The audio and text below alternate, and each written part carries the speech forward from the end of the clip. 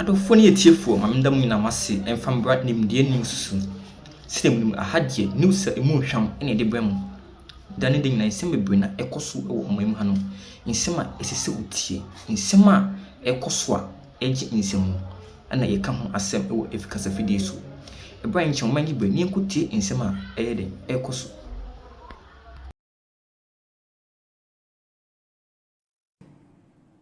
Former President Jerry John Rawlings has accused, and this is 2015, so the politicians, we know who they are. John Mahama was president.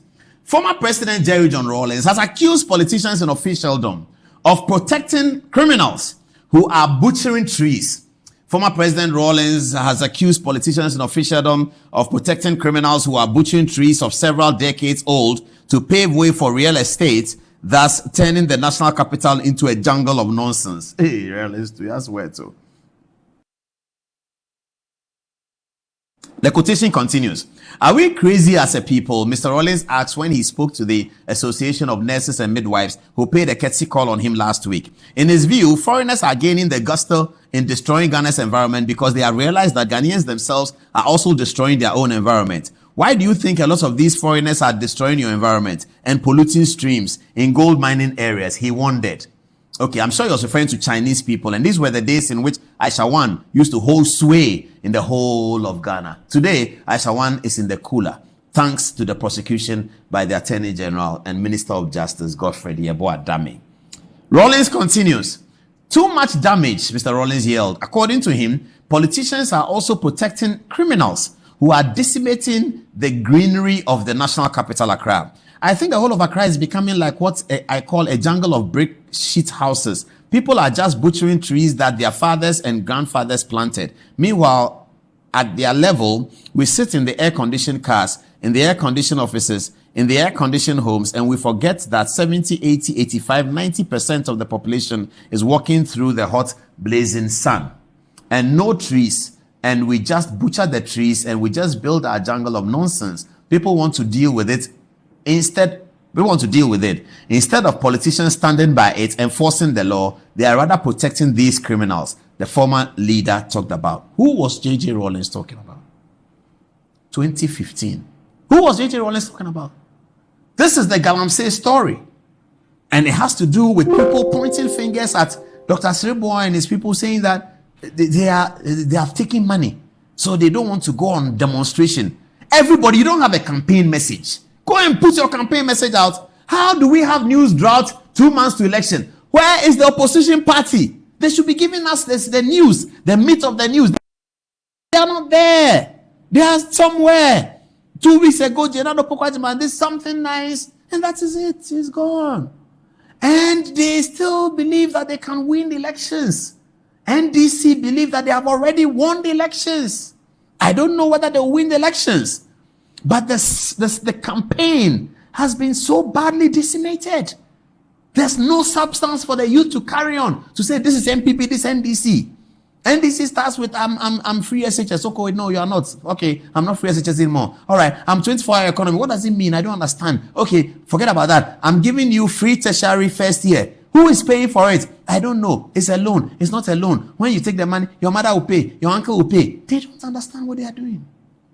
And then they said that, oh, you don't need a guarantor to sign your loan forms as a student. And they say, oh, sorry, Mr. President, that's been done already. Say, oh, it's been done already. Okay, let's find another one. Is that how serious people run a campaign to win the presidency of an important African country like Ghana?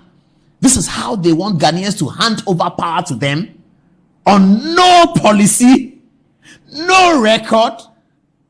I don't know. What have they put? This is Fatima Abubakar, the Minister for Information, writing something about the labor issues. And it goes as follows.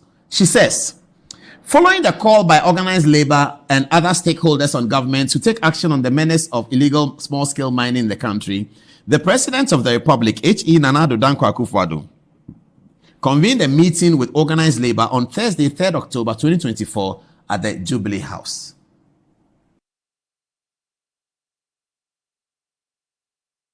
Discussed the long-standing issues of illegal mining, reviewed the situation and government's efforts thus far, It was agreed between the parties that A, government will collaborate with organized labor and other stakeholders in the fight against illegal mining. B, government will take steps this month. Okay, next. Government will ramp up its efforts as well as reconnaissance, prospecting, exploration.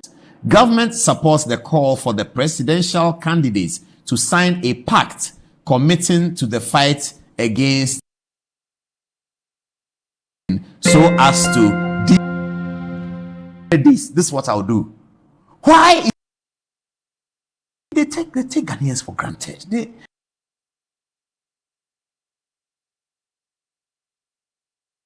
Asking labor to go for demonstration. You, the opposition leader, you are all the Galamsey people. Instead, he said the other day that he'll give amnesty to the people who have been arrested because they are not the real culprits. And then we said that the opposition's campaign is that TUC must go on a demonstration on Friday. That's the campaign of the opposition. It's the campaign of the opposition. Nothing more to say. But TUC must go. So when Ghana Medical Association says that we don't find sufficient reason to go on the demonstration, then they send their apparatchiks to come and write things about them like that. They send their apparatchiks to come and write things about them like that.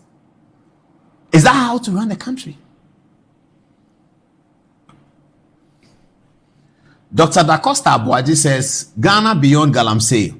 Mahama and Bawumia must sign a pact on Galamsey as we depoliticize the fight. The debate must happen.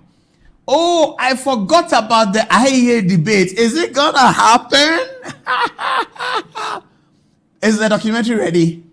Okay, they are working on it. Let's take some text messages now. It's 21 minutes past. Watching me at home who may not be in the media. There's something in media called news drought. Okay, news drought is when suddenly you find that there's no news. You don't understand why. Nobody explains why, but there's no news. Many years ago, when I used to work in the Joy FM newsroom, I was the editor of News Drought. So my boss, Susan Ampofo, would say that, hey, there's News Drought, so where's Paul? Does he have a story? Because I always have a story. Always have a story. I go to Parliament, I interview Duaja. I have the interviews there. I've not yet put it together, but I always have a story. So when there was always News Drought in 1998, 99, the Joy newsroom, they'll come to me, say, there's News Drought, do you have a story? News Drought doesn't occur 2 months to election. Last week, there was News Drought. To this week, News Drought. Where is the opposition's campaign? Now go and look at the social media reports of the campaign of 2024. You will see that most of the campaign issues are led by the government. It doesn't mean the government is going to win. It doesn't mean the opposition is going to win. I don't know who is going to win. But I'm just talking about the quality of the campaign that the politicians are giving to Ghanaians. The quality of the campaign. Where is it? Where is President Mahama? Why is Lordina Mahama not on the campaign? Why is he not talking? What is happening? Where is the NDC's policy initiative? Why is it that throughout the whole 1 year of the campaign, the NDC have not done anything and create any platform about the record of John Dramani Mahama? Why doesn't he have a record? A man who has been Deputy Minister of Communication, Opposition Ranking Member on Foreign Affairs, Vice President of Ghana, President of Ghana, Chairman of ECOWAS at some point, I guess. All of these things that President Mahama has occupied, if President Mahama left it to me, I can find something he's done. I can find it. How come the campaign of John Mahama, led by Omane Boama and Sami Jemfi and Joyce Bauer, have not found one thing that they can rely on, that this is the record of President Mahama as Vice President, as President? You heard Muhammadu Bawumia. He said, as Vice President, I've initiated 33 policies, and here they are. He runs through the list. That's something. The Bawumia has changed. So I am very worried, and I hope that other young people are worried too. It doesn't matter about who wins. That's not what I'm saying. I'm not saying somebody will win or somebody will not win. That's not what I'm saying. No one knows that.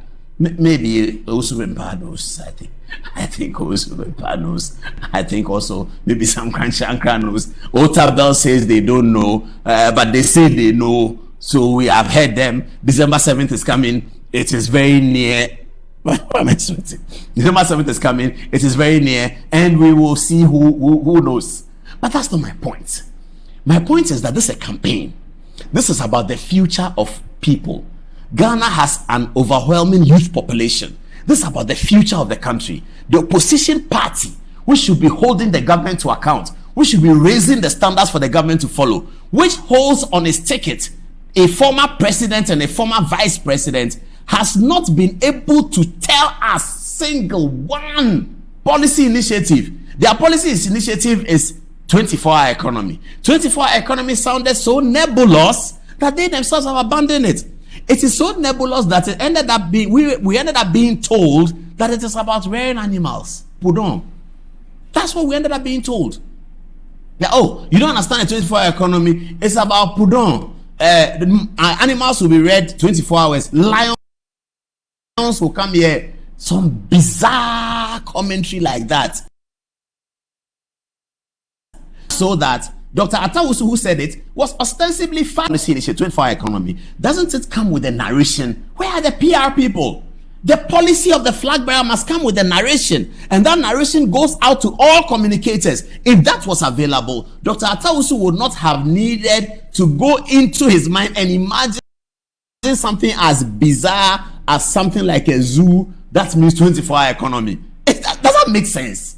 But it is because the people who did the policy themselves, they didn't have a narrative. They didn't have it. So they just said it because they think that Ghanaians are, I don't know what word to use. They think Ghanaians are just there. So when you just tell them something, they'll vote for you because prices are high. And that is true. Prices are high. Economic situation is difficult. And that is true. Economic situation is difficult.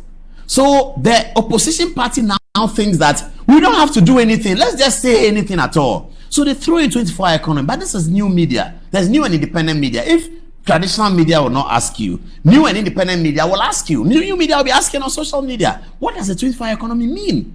So when a policy is designed by the flag bearer, it behoves the people who sit around the flag bearer to take the policy and reduce it into a narrative. They ought to be able to reduce the policy into a narrative. And when the policy is reduced into a narrative, then everybody can interrogate it. And so your communicators are all saying the same thing. Free SHS was a simple narrative. Listen to this Pudon guy. Now, this Atawusu, you have to sympathize with. He's a member of the NDC. And in those days, recently, NDC people show up on platforms. And the question they all had to deal with is that 24-hour economy, what's